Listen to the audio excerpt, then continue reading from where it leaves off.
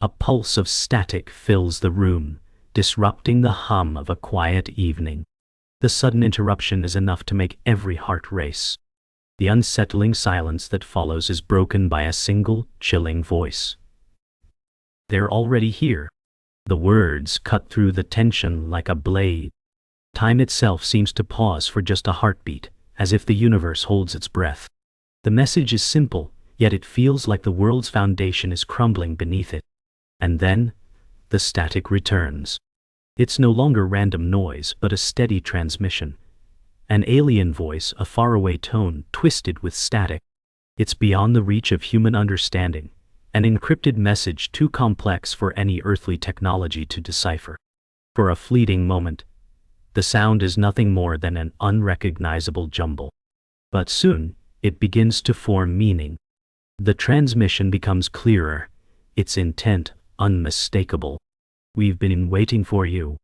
The world shudders under the weight of the words, every mind in unison trying to comprehend the impossible. It's not just a message, it's an arrival. In the distance, the sky begins to flicker. The air trembles. An invisible force presses down on every living thing. And for the first time, humanity knows the truth. We are no longer alone. Panic begins to ripple through the streets. Governments scramble to suppress the truth, desperately trying to erase any trace of this revelation. But it's too late. The truth is out. The walls have come down. People begin to scatter, torn between disbelief and fear. Their world, their reality, is no longer certain. Outside, the chaos erupts. The world is changing. The arrival has begun. The protagonist stands frozen in the glow of the transmission. The words, "We've been waiting for you," reverberating in his mind. His heart races, and his breath catches in his throat. He's not just witnessing history, he's caught in it. The world around him continues to spiral, but all he can focus on is the distant hum of the transmission that seems to grow louder with each passing second. His eyes dart around, but the reality of the situation sinks in. It's not just an alien presence, it's an invitation, a call from the unknown. What do they want, he thinks, but the question remains unanswered. He's not the only one who hears it. The message is spreading, infiltrating every corner of the world, filling the airwaves and the minds of millions. But for him, it's personal. He's drawn into the center of this inexplicable moment. Fear mixes with curiosity as the weight of what this means starts to settle deep in his chest. His mind races, scrambling to find answers, but every thought is drowned out by the strange, unyielding voice. He looks around at the chaotic world that surrounds him, the streets filled with panicked citizens, the lights of emergency vehicles flashing, and yet he remains rooted in place. The transmission plays on, each repetition of the alien words serving as a constant reminder of how small humanity really is in the grand scheme of the universe. "What do they want from me?" he asks again, the question echoing through his mind. But no one answers. The world teeters on the brink of something unexplainable, and he stands at the center of it all, alone with his thoughts and a world of uncertainty surrounding him. The world outside begins to shift as the news spreads. The streets are alive with chaos, but the protagonist remains rooted in place. His body is stiff with fear, his mind caught in the storm of conflicting emotions. People scream in terror, others shout to be heard over the rising panic, but he can't bring himself to move. "It's not real," he mutters under his breath. "It can't be real." But the steady pulse of static continues, wrapping itself around his thoughts, pulling him deeper into the unknown. The world outside seems too small now, too insignificant, as if the vastness of the universe is finally making itself known. He has to find answers, but where? How do you fight something you don't even understand? His thoughts race, and yet, for all the confusion and terror swirling in his chest, he can't help but feel something else, a strange pull toward the message, a magnetic force that tugs at him. He doesn't want to listen, but he can't help it. It's as if the voice itself is calling to him, beckoning him to uncover the truth hidden just beyond his reach. "I can't let this consume me," he thinks, shaking his head. But every part of him knows this is just the beginning. The world is unraveling, and the alien transmission is just the first thread to pull. He takes a step forward, hesitant but driven by something deeper than fear. He has to understand. But with each step, the voices grow louder, the static filling his ears, drowning out everything else. He's walking into the unknown, but in this moment he realizes that the truth will not be found outside. It will be found within, and it will cost him more than he's prepared to pay. The protagonist moves through the city, each step heavier than the last. The world outside is like a fever dream. Everything feels surreal, detached from the familiar.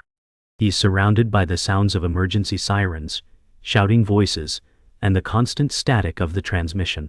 He tries to block it out, but it's impossible. Every person he passes seems lost, trapped in the same overwhelming chaos. The message is everywhere, creeping into every corner of their minds, breaking down the walls of what they thought they knew about the world. He reaches a park bench and collapses onto it, his head spinning. The words, "We've been waiting for you," echo in his mind again. He closes his eyes, but they won't go away. He can't escape the weight of this revelation. How did this happen? Why now?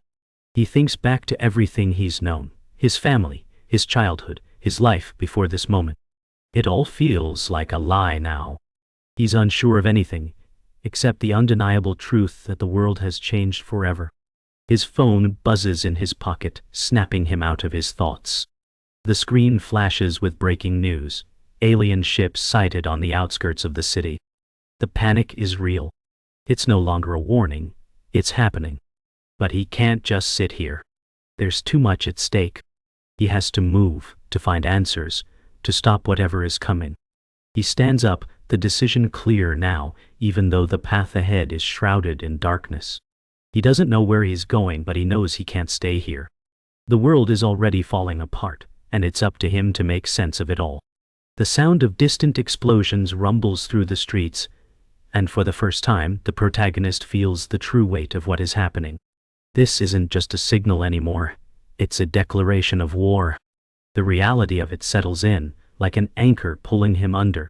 He looks around at the faces of those he passes.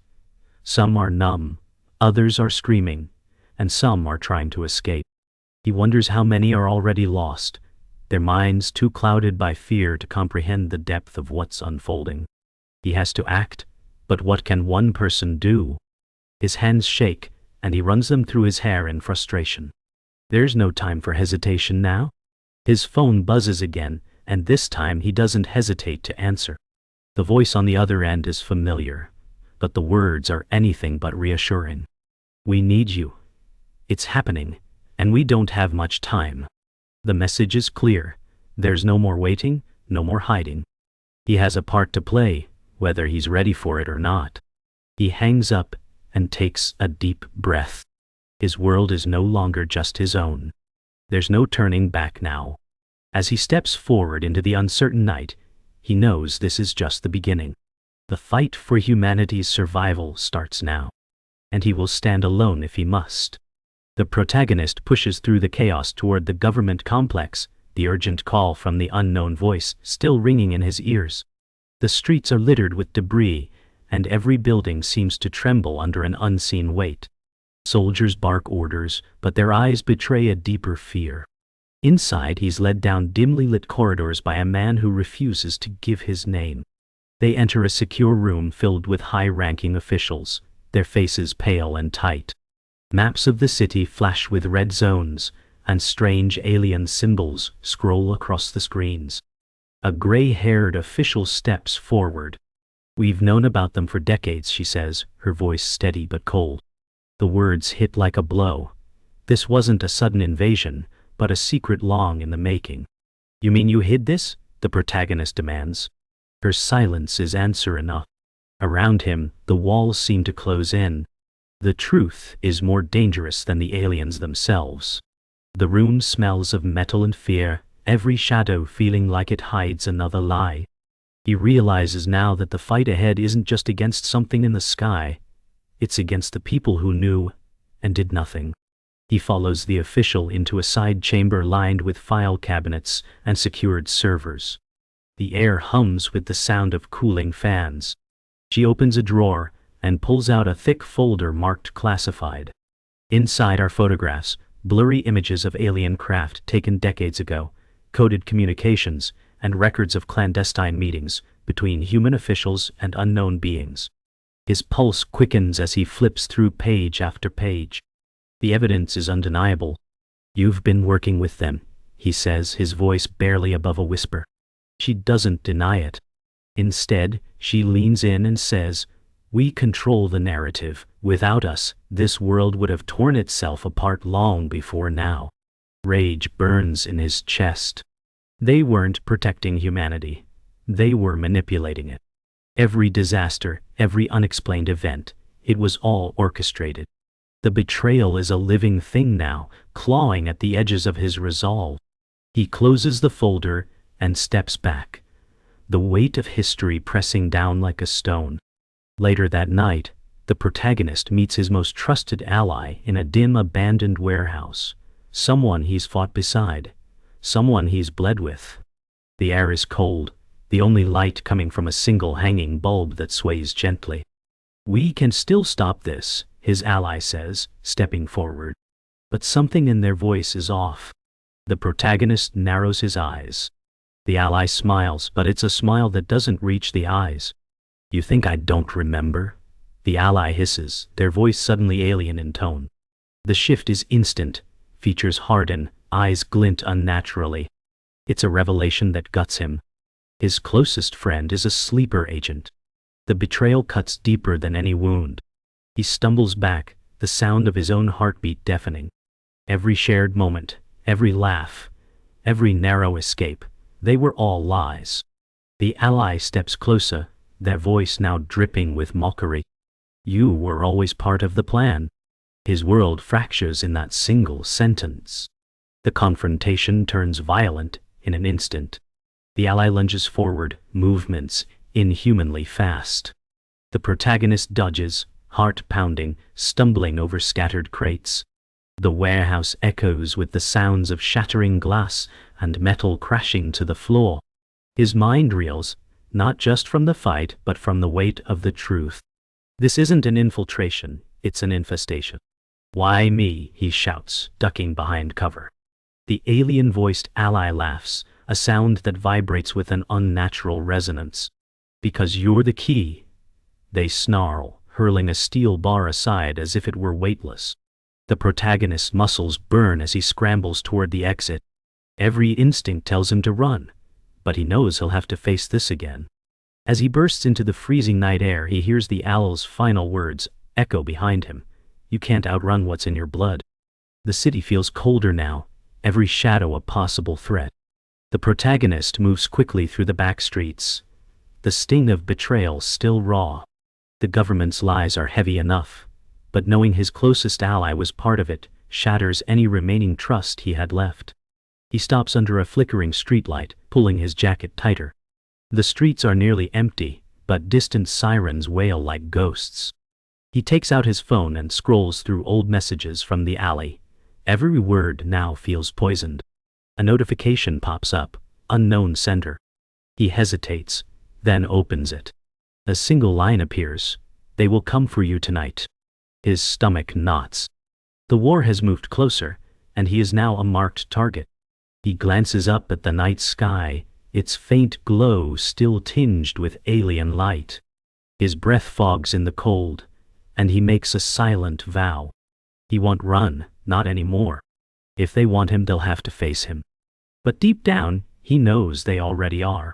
The night air bites at his skin as the protagonist slips through the city's industrial sector. The streets are empty, save for the distant hum of drones overhead. He moves cautiously, ducking into shadows whenever their scanning beams sweep by. Every step feels heavier, the echoes of betrayal still fresh in his mind. But tonight, he's not running, he's hunting for answers. He reaches an old power station, its rusted gates chained but weak. A quick shove and he's inside, the vast space humming with faint energy. Rows of ancient machinery line the walls, but among them is something new, sleek, metallic structures pulsing with faint blue light. He approaches one, and sees alien symbols etched into its surface. identical to those on the government's secret files. So it's true, he mutters. Humanity's history has been manipulated for decades, and the evidence is right here. His chest tightens, not from fear, but from the realization that Earth's story was never its own. He circles the alien device, running his fingers across the cold, smooth metal. Every inch feels unnatural, humming faintly like it's alive. His mind races with possibilities. Was this built here, or brought from somewhere else? A sudden flicker of movement in the shadows snaps his attention to the far corner. A figure emerges, draped in a tattered coat, face obscured. "You shouldn't be here," the voice warns. The protagonist stiffens. "Neither should you," he replies. The figure steps closer, revealing a scarred man with a weathered face, an old intelligence operative thought dead years ago. The man's eyes dart to the alien machine. They've been rewriting history for centuries. And it's not just them pulling the strings. The words hit like a hammer. If the aliens aren't the only ones, who else could be manipulating the fate of the planet? The answer lingers unspoken, hanging heavy in the stale air. The scarred man leads him through a side passage, away from the alien machinery. They emerge into a hidden underground tunnel lined with maps, photographs, and strings connecting events spanning decades. The images are damning. Assassinations, wars, disasters, all traced back to the same shadow network. "They've been here longer than you think," the man says, pointing to a faded black and white photo of world leaders, shaking hands with figures shrouded in shadow. The protagonist studies the images, each one chipping away at the foundation of what he believed. The aliens weren't here to conquer. They were here to manage, to control, to steer humanity's path. But the humans working with them were just as complicit, shaping history for their own purposes. A cold realization settles in his chest. The war is not between man and alien. It's between truth and the machine built to bury it. Hours pass as the two pore over the evidence, each revelation cutting deeper. The protagonist's mind is a storm. Every truth he thought he knew now feels fabricated. "So every war, every disaster," he begins. But the older man interrupts. "Was either allowed or designed. Nothing happens without their approval." The words are heavy, final. The protagonist's chest tightens, a cold sweat forming on his brow. He leans back against the damp wall, staring at the ceiling. The scale of it all is overwhelming. How do you fight an enemy that hides in plain sight, wearing both human and alien faces? The older man hands him a small metal disc. "This is what they fear. Keep it safe." It's warm to the touch, and alien symbols shimmer faintly across its surface. He doesn't know what it does, but he knows it's dangerous, dangerous enough to get him killed. They step back into the cold night, the city lights distant and faint. The older man's voice is low. "The aliens aren't the threat you think. They're just one piece. It's the humans behind the curtain you should fear." The words linger in the air, heavy with truth. The protagonist feels the disc's weight in his pocket like a lead stone.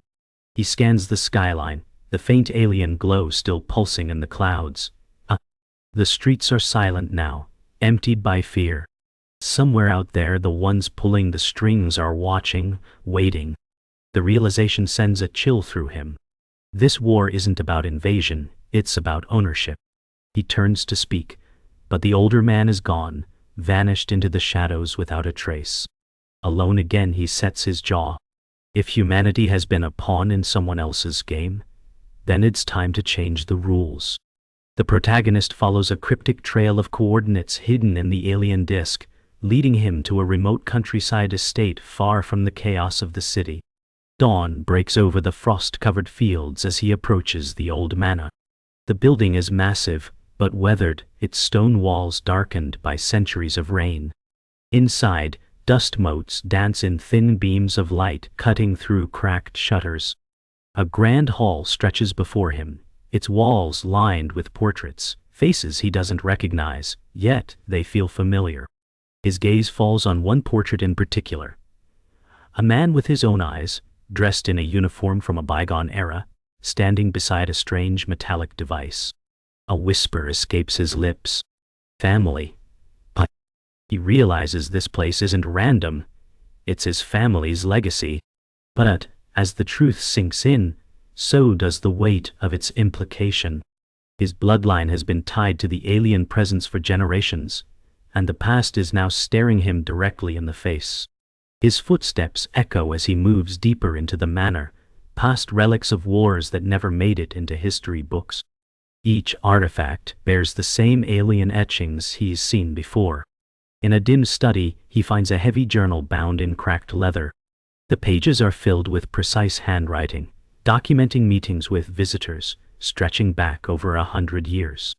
The entries speak of agreements, trade, and experiments conducted in secrecy. But one entry chills him to the bone. It speaks of a child born, with the signal in his blood. Date matches his own birth year.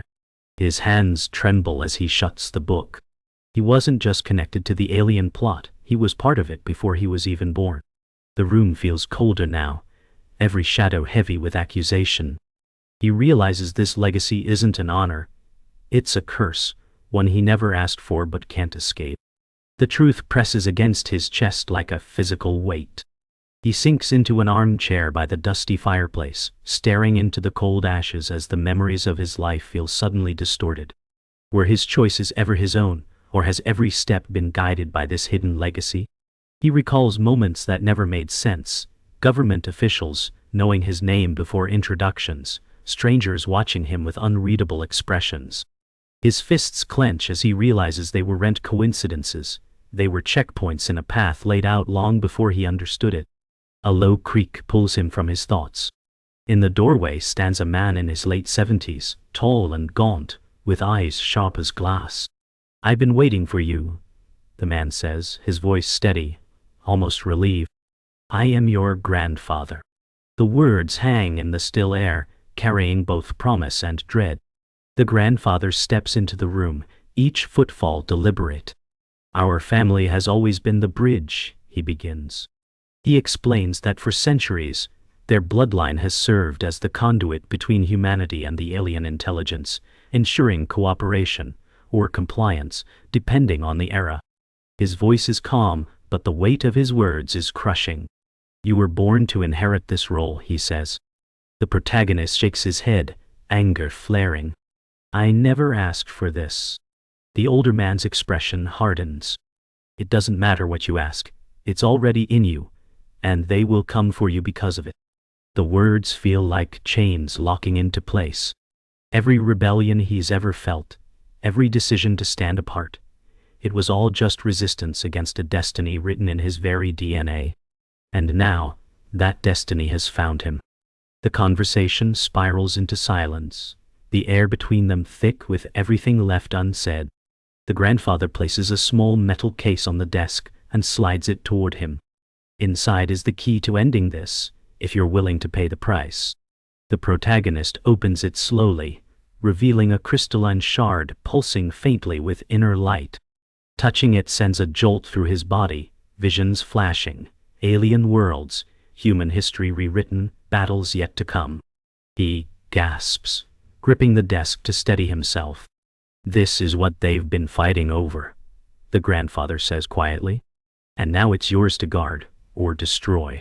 The shard hums in his hand like a living thing, and he realizes that this moment is the fulcrum on which the fate of humanity might turn. He closes the case with a click, the sound echoing like a promise.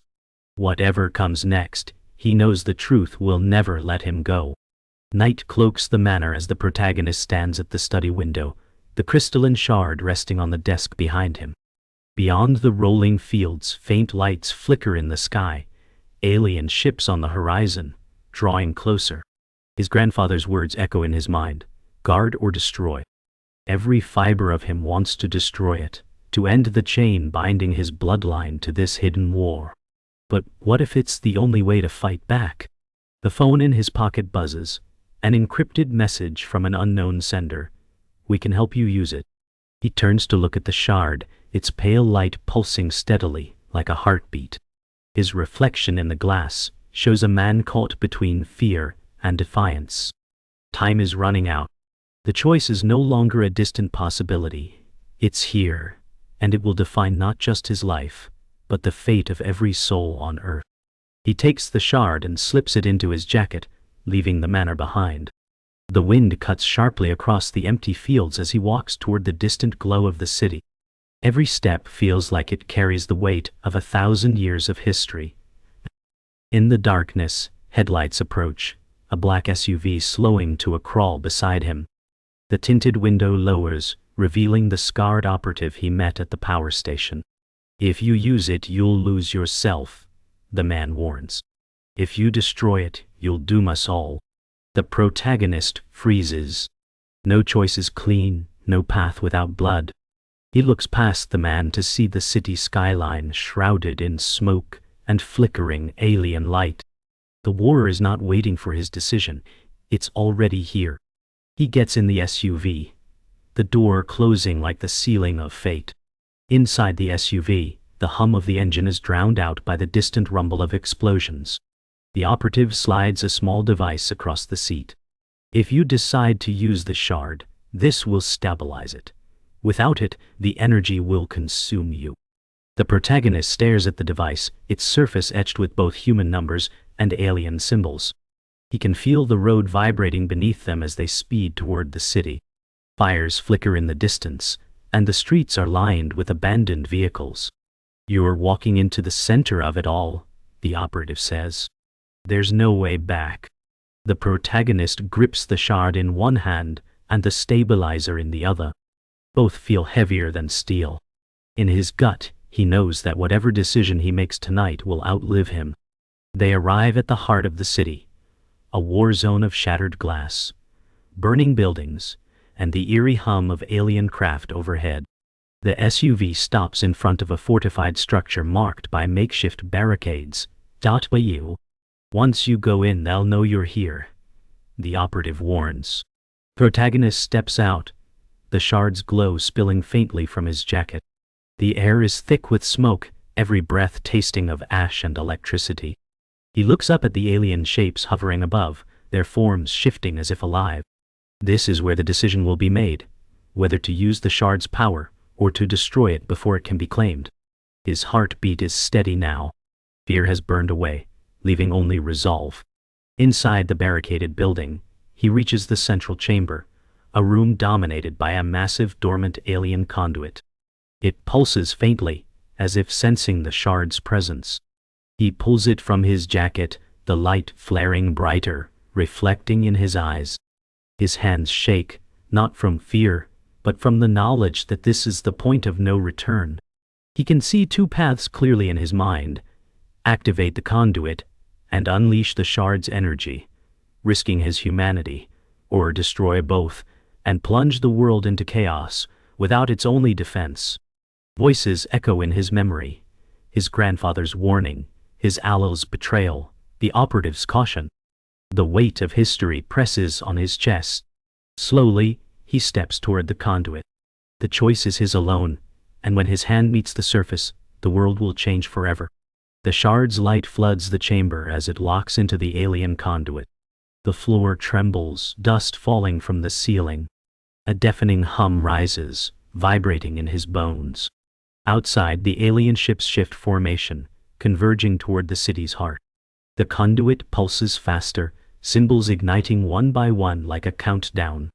A sharp crack splits the air as arcs of energy lash out, scorching the walls. The protagonist steadies himself, gripping the stabilizer. "Come on," he mutters through clenched teeth. The hum turns into a roar, and a column of light shoots skyward, piercing the clouds. For a brief moment, the city below is bathed in cold white brilliance. Then the alien forces respond, descending like a storm, their shadows swallowing the streets. The battle has begun. The streets erupt into chaos as alien craft unleash beams of searing light, vaporizing vehicles and tearing through concrete. The protagonist bursts from the building, stabilizer in hand, the shard's glow now pulsing inside the conduit behind him. Soldiers and civilians scatter through the smoke-filled streets.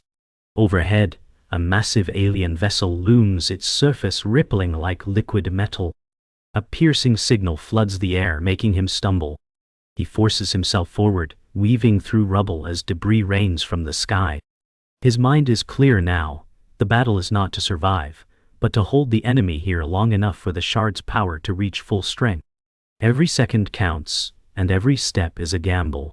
He reaches a collapsed overpass, using it for cover as alien drones sweep the streets. A group of battered soldiers huddles nearby, their faces grim. One woman, her arm in a makeshift sling, eyes him warily. "You're the one they want," she says. He nods, no point denying it. Without another word, he hands her a small transmitter. "If I fall, make sure this signal keeps broadcasting." She takes it, gripping it like a lifeline. A deafening blast rocks the ground as the largest vessel begins lowering a strange spire-like device into the city center. The soldiers exchange terrified glances, but the protagonist steps forward, eyes locked on the threat. He knows what it means. If that device anchors, Earth is lost. He charges toward the spire's landing zone, weaving through shattered streets as alien drones unleash fire from above. His breath burns in his lungs, each stride pounding in rhythm with the stabilizer's faint hum. A drone dives low, spraying molten shards, and he dives behind a burned-out transport. From cover, he hurls a makeshift EMP grenade, watching it explode in a burst of static that drops the drone from the sky. But the victory is brief. The ground trembles as the spire slams into place, its base locking into the earth with a grinding roar. Tendrils of energy snake outward, latching into nearby buildings like a parasite. He grips the stabilizer tighter. If he can reach the spire's core, he can channel the shard's energy directly into it. If he fails, it will turn the entire city into a beacon for the invasion. Reaching the base of the spire, he slams the stabilizer into a socket of shifting metal. The shard's energy surges through him, the alien symbols flaring brighter than the sun. Pain sears his nerves, his vision fracturing into shards of past and future. He sees Earth before the invasion, sees alien worlds burning, sees himself standing alone on a battlefield that spans galaxies. The spire shudders violently, sending cracks racing through its surface. Above, the alien vessels begin to reel, their formations breaking apart. But his knees buckle. The energy is consuming him, as the operative warned. Through the haze of agony, he forces himself to hold on. "Not yet," he growls, gripping the stabilizer until his knuckles bleed. The city's lights flare back to life for the first time in days. Whether he survives or not, humanity has a chance. The spire's light fades, leaving the city in a strange, fragile quiet. Smoke drifts between skeletal buildings, the glow of burning rubble, the only source of light. The protagonist staggers from the spire's base, his body trembling, skin pale. The alien vessels retreat into the clouds, their movements erratic and broken. Around him, survivors begin to emerge from the ruins, faces streaked with soot, eyes wide with disbelief. The victory feels hollow.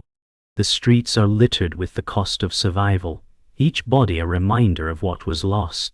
He drops to one knee, catching his breath, feeling the shard's absence like a missing limb. It's over for now, but the silence is not peace. It's the breath before the next storm. He walks through the wreckage, stepping over shattered glass and twisted steel. The survivors look to him, not with gratitude, but with the hollow eyes of those who've seen too much. A child clutches a scorched teddy bear, staring at him as if he were a ghost. His mind replays the visions from the shard, each one gnawing at him. Alien worlds consumed in fire, shadowy figures pulling strings across centuries. He knows now that this battle was just a fragment of a far greater conflict. A woman stops him, voice shaking. "Is it over?" He meets her gaze, unable to lie. "No, it's only beginning." Near the city's edge, makeshift camps rise from the ruins, tents stitched from tarps, fires burning in rusted barrels. He moves through them, overhearing fragments of conversations, missing families, ration shortages, rumors of alien survivors hiding in the shadows. A radio crackles with a distant broadcast, reporting similar battles in cities across the globe, some won, others lost. He realizes Earth is now fractured, both in spirit and in territory. The shard's destruction of the spire saved this place, but other cities might not have been as lucky. He grips the stabilizer still strapped to his belt. The war may have shifted, but it hasn't ended. He stops at the edge of the camp, looking toward the horizon. Beyond the rolling smoke, faint glimmers move in the upper atmosphere, shapes too distant to identify, but too deliberate to be natural. His instincts tell him they're watching, regrouping. Footsteps crunch behind him. It's the scarred operative. "You bought us time," the man says, "but they'll be back. And next time they won't come alone." The words carry no comfort.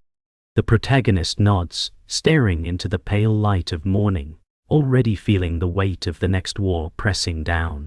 Somewhere far above, the real enemy is already planning their next move. The camp fades behind him as he walks alone down a cracked highway. The silence is almost unbearable, broken only by the wind whistling through the skeletal remains of street signs. His thoughts are a constant churn, the truth about his bloodline, the web of human and alien conspiracies, the warning that the war has only begun. He knows he can't return to the life he once had. At a ridge overlooking the city, he stops, watching smoke curl into the sky. "The truth has a price," he whispers to no one. He turns away, disappearing into the distance. The camera of the world pulls back, revealing the faint shimmer of alien structures hidden far beyond the horizon. Humanity is not free. It has only been given a moment to breathe.